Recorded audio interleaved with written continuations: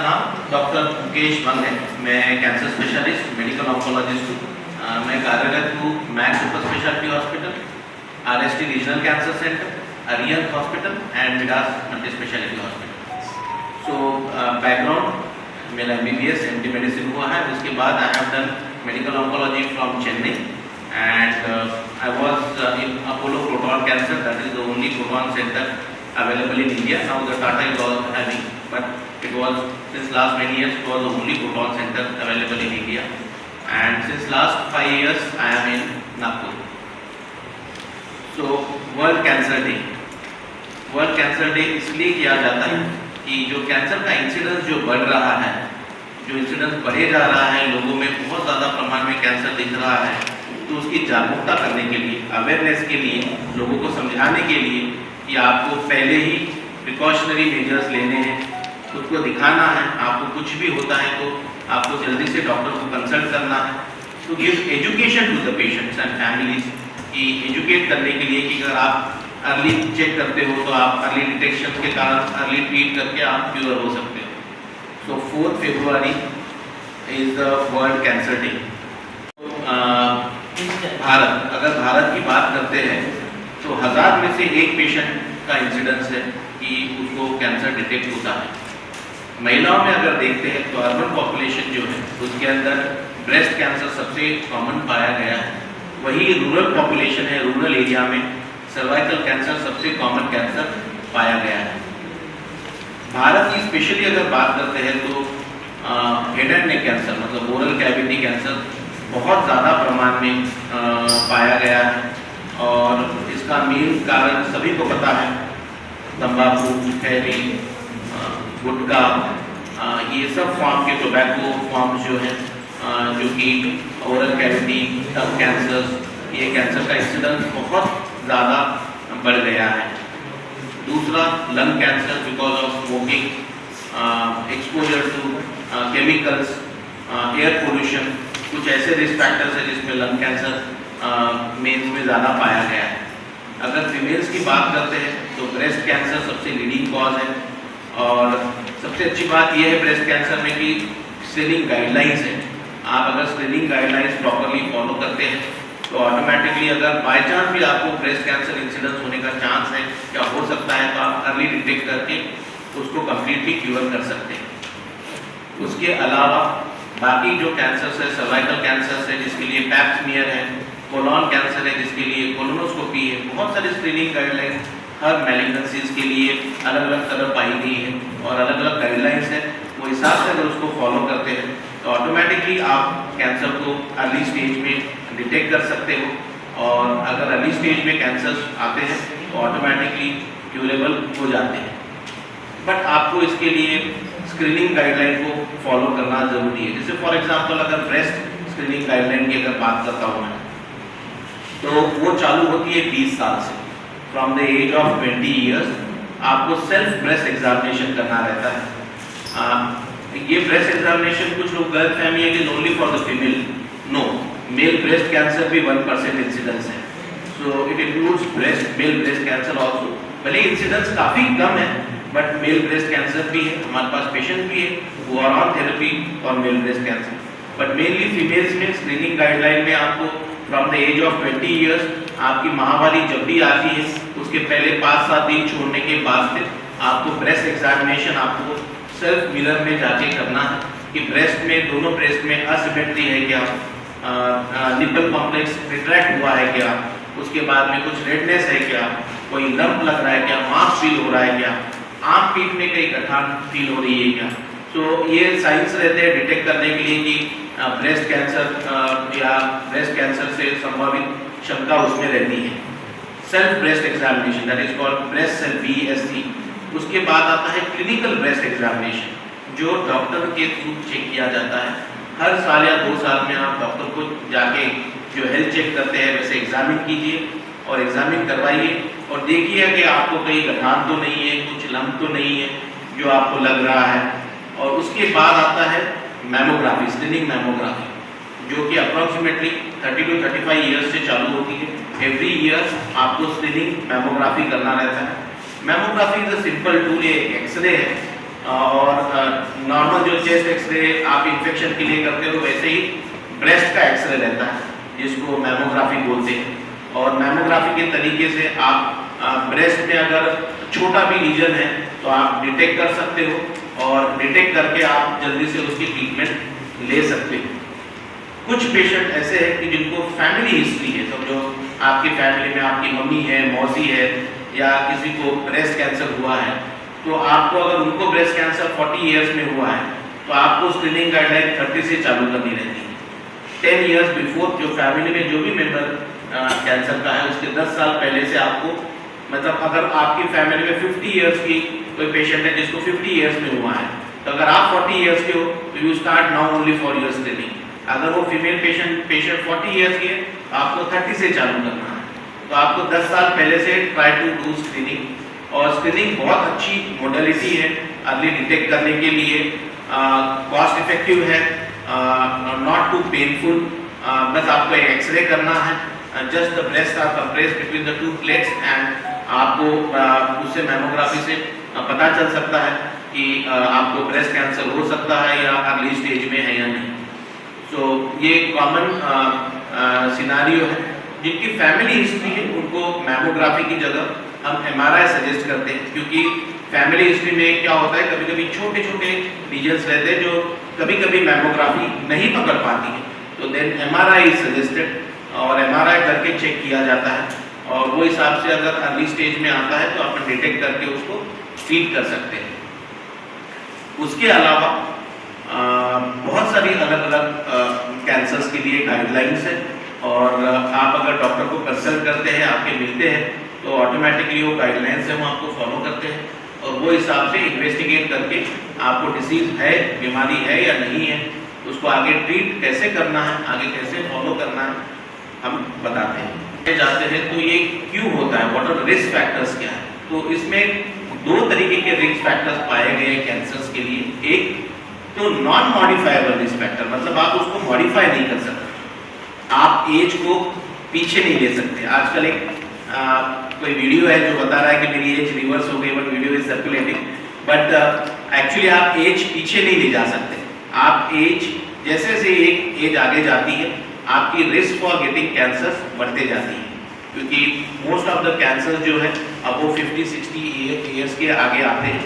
जैसे मेल का prostate cancer है, यूजुअली वो 60-65-70 के बाद आता है। फीमेल का हार्मोन पॉजिटिव ब्रेस्ट कैंसर है, यूजुअली आपको 60 अब। ओवेरियन कैंसर, एंडोमेट्रियल कैंसर, ये कैंसर्स कुछ ऐसे कि यूजुअली एज जैसे आगे जाती है वैसे इनका इंसिडेंसेस बढ़ता जाता है। उसके बाद आता है फैमिली हिस्ट्री। अगर आपको फैमिली हिस्ट्री है तो आपको वो रिस्क ऑटोमेटिकली आप मॉडिफाई नहीं कर सकते। सो ऑटोमेटिकली आपको अगर फैमिली हिस्ट्री है तो आपको स्क्रीनिंग गाइडलाइन से उसको आगे ले जाना है। अगर किसी को BRCA पॉजिटिव है तो आजकल टैबलेट्स अवेलेबल हो गए हैं। Science has gone beyond the targets and precision oncology, तो इसके अंदर आजकल टैबलेट्स अवेलेबल है। अगर आप जेनेटिकली पॉजिटिव है तो वो टैबलेट दे के चीन को रोक सकते हैं, कंट्रोल कर सकते हैं और उसकी ट्रीटमेंट दे के लाइफ को प्रोलॉन्ग कर सकते हैं। वो ऑलरेडी बहुत सारे कैंसर्स में अप्रूव्ड है, breast, ovarian cancer, pancreatic cancer, prostate cancer, ये कैंसर्स में ऑलरेडी अप्रूव हो रही है और आगे आगे बाकी अलग कैंसर्स में भी उसकी टेस्ट की जा रही है। अगर वो पॉजिटिव है तो उसको टारगेटेड थेरेपी बोला जाता है, प्रिसीजन ऑन्कोलॉजी, जिसके अंदर आपको टारगेट मालूम है कि BRCA जीन है तो आप उसको टारगेटेड थेरेपी देके कंट्रोल कर सकते हैं। सो ये नॉन मॉडिफाइबल। अब मॉडिफाइबल रिस्क फैक्टर्स क्या है? सबसे मेन है सेडेंटरी लाइफस्टाइल। जो आपकी जो लाइफस्टाइल है जिसमें नहीं आराम करो, रेस्ट करो, not to do physical activity, so सबसे बहुत बड़ा रिस्क फैक्टर्स है। एवरी डे 30 मिनट्स आपकी एक्सरसाइज होना चाहिए, हेल्दी डाइट होना चाहिए, not to have junk foods in your diet, fruits and vegetables more in your diet. उसके बाद में आपको लेट नाइट नहीं खाना है। एसिडिटी, रिफ्लक्स, ये जो होता है ये बहुत कुछ प्रॉब्लम्स क्रिएट करता है। स्मोक्ड फूड, प्रोसेस्ड फूड जो ओवन में बनते हैं या फ्राई किए जाते हैं, अवॉइड दोज फूड्स, क्योंकि उससे स्टमक कैंसर का इंसिडेंस बढ़ता है। तो प्रोसेस फैक्टर है वो है tobacco chewing, smoking and alcohol consumption. So ये बहुत बड़ा रिस्क फैक्टर है और से इंसान ने खुद को दूर कर लेना चाहिए। रोज की रेगुलर एक्सरसाइज, रोज का regular diet, avoid life time eating, रात को 8 बजे के बाद खाना बंद कीजिए, try to eat before, avoid unhealthy foods and what again important is education also, push कर सकते हैं। तो मेरा सजेशन सबको यही रहता है कि आप कैंसर से डरिए मत, कैंसर को जांच कीजिए, ट्रीट कीजिए, चांस दीजिए पेशेंट को, फैमिली को कि एक बार की ट्रीटमेंट देके, स्टेज 4 भी है तो ट्रीटमेंट देके लाइफ प्रोलॉन्ग की जा सकती है, क्वालिटी ऑफ लाइफ मेंटेन करके आगे जा सकते हैं और ट्रीट किया जा सकता है। म्हणालात की पुरुषांना सुद्धा ब्रेस्ट कॅन्सर होतो, तर त्यांचे सिम्पटम्स काय असतात त्याचे? सो ब्रेस्ट कैंसर के सिम्टम्स यूजुअली क्या होता है कि सबसे मेन है कि लंप, आपको अगर कहीं गठान दिखती है, लंप और ट्यूमर, ये जो है कॉमन सिनारियो है। ट्यूमर में कैंसर नहीं होता है, ट्यूमर बेनाइन ट्यूमर भी होता है और मैलिग्नेंट ट्यूमर भी होता है। बेनाइन में समटाइम्स ब्रेस्ट फीडिंग जो लेडीज रहती है उनको फीडिंग गठाने आती है, या कभी कभी फाइब्रोएडेनोमा बोलते हैं, ये बेनाइन ब्रेस्ट डिसीजेस, ये कैंसर में नहीं आते हैं। अगर आपका हार्ड मास रीजन है, आपको वहाँ पे रेडनेस है निप्पल एरिया कॉम्प्लेक्स के पास, सिमेट्री ब्रेस्ट की चेंज हो गई है, आँख पीठ पे गठान दिख रही है और वो हार्ड है, पेनलेस है, तो दे आर साइंस की प्रोबेबिलिटी हो सकती है कि ब्रेस्ट कैंसर आपको है। फिर आपको इन्वेस्टिगेशन से जाना है, जिसमें आपको ट्रिपल टेस्ट जैसे बोला, क्लिनिकल एग्जामिनेशन हम लोग करेंगे, उसके बाद मैमोग्राफी स्कैन्स होगा और बायोप्सीज होगी, और ऑटोमेटिकली वी कंफर्म ये डिसीज है या नहीं, स्टेज कौन सी है, and then we treat accordingly. यही सिम्टम्स जेंट्स में भी होते हैं? जेंट्स में भी वही सिम्टम्स होते हैं, लेकिन ब्रेस्ट मास कम होने के कारण थोड़ा हो सकता है कि वो थोड़ा परमानेंटली दिख जाए, ठीक है, तो लेकिन जेंट्स में भी वही सिम्टम्स रहते हैं। So most of the gents के जो ब्रेस्ट कैंसर है, तो मोस्ट ऑफ द टाइम देखा पाया गया है कि वो ब्राका रिलेटेड है, सो जेनेटिकली कहीं ना कहीं इनहेरिटेंस दिखता है उसके अंदर, बट हर पेशेंट में नहीं, लेकिन most of the time BRCA या वो पॉजिटिविटी रहती है। मेरे खुद के 2 पेशेंट्स हैं, both patients are BRCA positive. Sir कितने केसेस आए होंगे अभी तक के जेंट्स के जो ब्रेस्ट कैंसर से रिलेटेड है? अगर 1% incidence is there, okay, so it's very less I can say, but you can not neglect that also.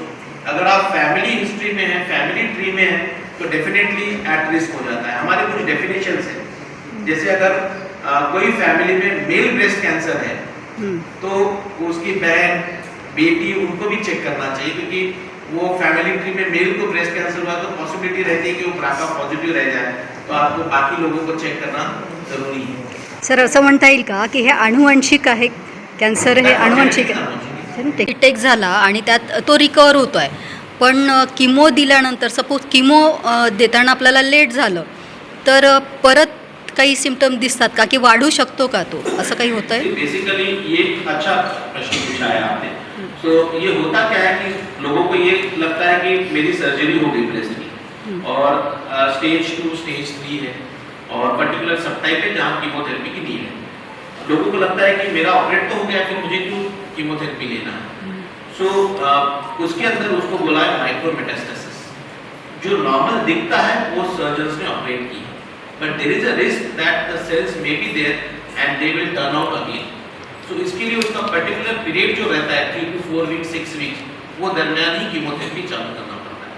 The benefit of chemotherapy in all studies is 4 to 8%, बहुत great benefit नहीं रहता, but that is important benefit, क्योंकि उससे आप recurrence avoid कर सकते हो या रिकरेंस आने का चांस रोक सकते हो। और आजकल जो टारगेटेड थेरेपीज है उससे भी बेटर, जैसे HER2 के लिए नए ड्रग्स अवेलेबल हैं, आजकल इम्यूनोथेरेपी अवेलेबल है, तो ये और अच्छे ड्रग्स अवेलेबल हैं जो कि और डिसीज का रिकरेंस अवॉइड करते हैं। बेसिकली ये बोल सकते हैं कि कम्प्लीटली क्योर नहीं होते कैंसर से? नहीं, so see only stage 4 cancer है, वो उसको curable word as a doctor हम नहीं दे सकते, क्योंकि it has gone from one side to the other area.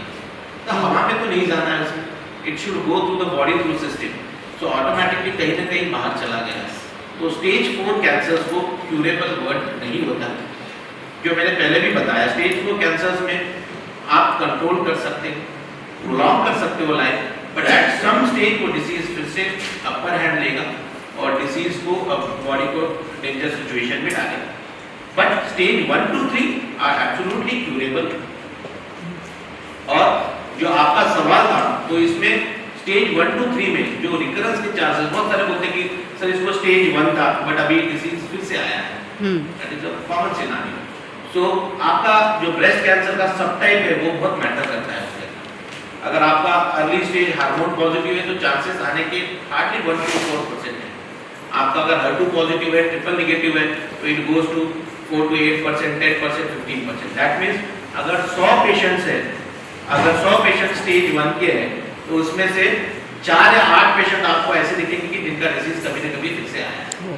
So those patient who has come back with disease some sort, या तो उन्होंने ट्रीटमेंट कंप्लीट नहीं की पूरी, या तो वो 4 to 8% में आए।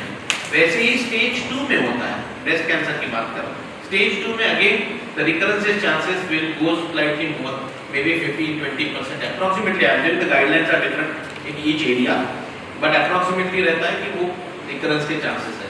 तो ये वही पेशेंट है, आप जैसे अपन देखते हैं कि कोई भी अपन अगर समझो नेगेटिव पॉइंट को जल्दी पकड़ लेते हैं, we try to take negative points more and not to focus on a positive point. So मैं बात करता हूं जो 80% लोग जिनको डिसीज नहीं आया विद द ट्रीटमेंट, क्योंकि अगर उनको 80% ट्रीटमेंट नहीं देते थे तो वो तो पूरे के पूरे पेशेंट्स स्टेज 4 में चले जाते थे एक time. So that is very important. Unfortunately cancer biology ऐसी है कि science has gone to a level, but still आप जैसे बोलते हो कि स्टेज 4 एक क्यूरेबल वर्ड, वो अभी भी नहीं दिया जा सकता। अभी भी साइंस उतना आगे नहीं जा चुका है कि हर डिसीज के स्टेज 4 कैंसर्स को आप क्यूरेबल शब्द दो। It is all to control the disease and prolong the life.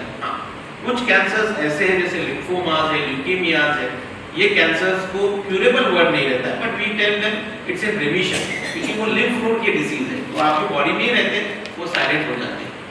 तो ये अलग अलग सब टाइप्स है कैंसर के, वो हिसाब से ट्रीटमेंट डिसीजन, क्यूरेबिलिटी, रिमिशन ये डिसाइड होता है।